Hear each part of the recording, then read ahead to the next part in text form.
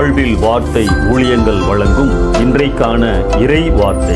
இயேசு கிறிஸ்துவின் இணையற்ற நாமத்தில் இந்த காலை வேளையிலே மகிழ்ச்சியோடு உங்களை வாழ்த்துகிறேன். நம் ஆண்டவர் தருகின்ற கிருபையும் சமாதானமும் இன்றைக்கு உங்கள் வாழ்க்கையிலே நிறைவாய் காணப்படுவதாக. சமாதானம், மன நிறைவு, திருப்தி, இளைப்பாறுதல், இந்த வார்த்தைகளை வேத புத்தகத்தில் பல இடங்களில் நாம் பார்க்க முடியும். இந்த உலகத்திலே ஆண்டவர் நமக்கு தருகின்ற மிகச்சிறந்த ஆசீர்வாதங்களில் ஒன்று சமாதானமான வாழ்க்கை.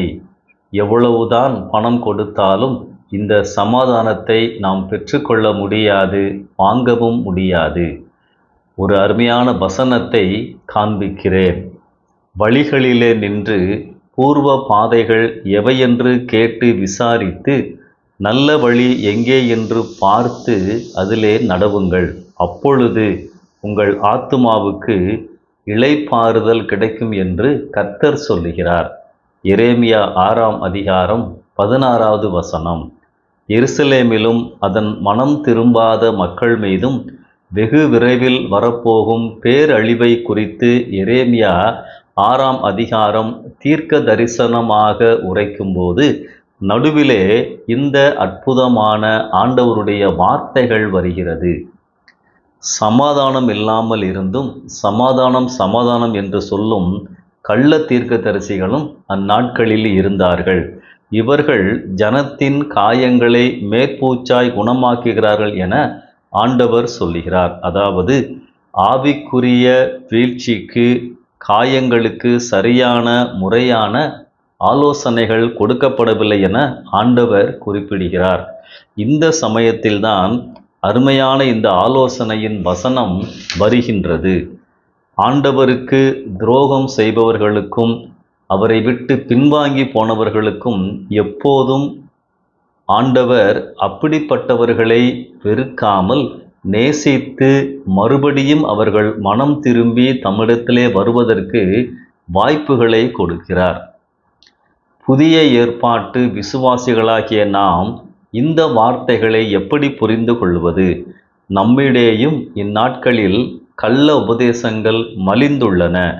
தேவனே நம் ஆத்துமாவுக்கு சமாதானத்தை, இளைப்பாறுதலை கொடுக்க முடியும். சரியான பாதையில் நடத்த முடியும். ஆரோக்கியமான உபதேசங்களை நாம் புரிந்து கொள்ள முடியும். 5 ஆலோசனைகளை ஆண்டவர் இந்த வசனத்திலே அவருடைய பிள்ளைகளுக்கு குறிப்பிடுகின்றார். நிற்க வேண்டும், கேட்க வேண்டும், விசாரிக்க வேண்டும், பார்க்க வேண்டும் மற்றும் நடக்க வேண்டும். கர்த்தருடைய பிள்ளைகள் தேவனுடைய சமூகத்தில் தினமும் நிற்க வேண்டும். தேவனுடைய வார்த்தைகளை கேட்க வேண்டும், வாசித்து அவைகளை உள்வாங்கிக் கொள்ள வேண்டும். அந்த வார்த்தைகளை நம்ப வேண்டும். தேவ வார்த்தைகளை விசாரிக்க வேண்டும், அதாவது ஆராய்ந்து பார்க்க வேண்டும். தேவ பிரசன்னத்தை உணர்ந்து அவருடைய பாதையில் நடக்க வேண்டும், அதாவது கீழ்ப்படிய வேண்டும். இந்த ஆவிக்குரிய நடைமுறைகள் நம் வாழ்வில் அனுதினமும் காணப்படும் பொழுது நாம் சரியான பாதையில் ஆண்டவரோடு நடக்க ஆரம்பித்து விடுவோம். பின்வாங்க மாட்டோம். உலக கவர்ச்சிகளில் மயங்கிவிட மாட்டோம். விசுவாசத்தில் பலவீனப்பட்டு விட மாட்டோம். ஆண்டவர் தருகின்ற பலனை, சமாதானத்தை, இளைப்பாறுதலை பெற்றுக்கொள்ளுவோம். அன்பானவர்களே, பொல்லாத சந்தடி மிகுந்த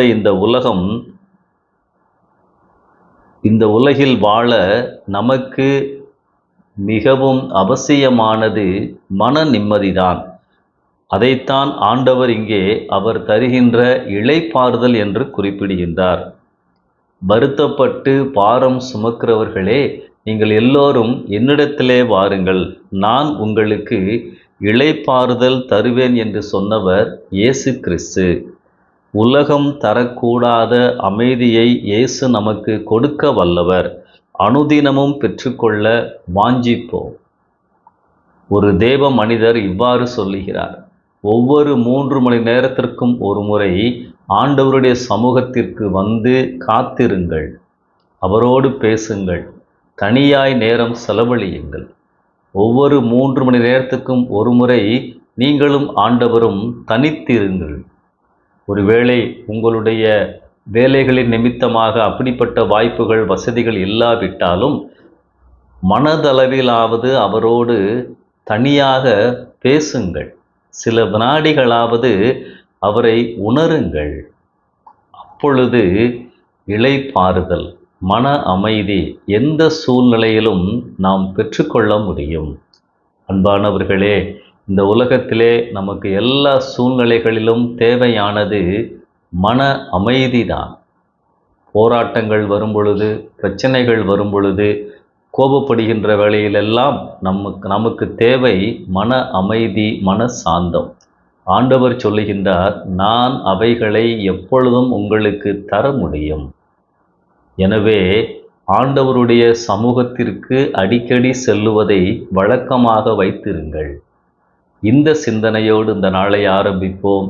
ஆண்டவருடைய மன அமைதி, இளைப்பாறுதல் இன்றைக்கு உங்களை காத்து கொள்வதாக.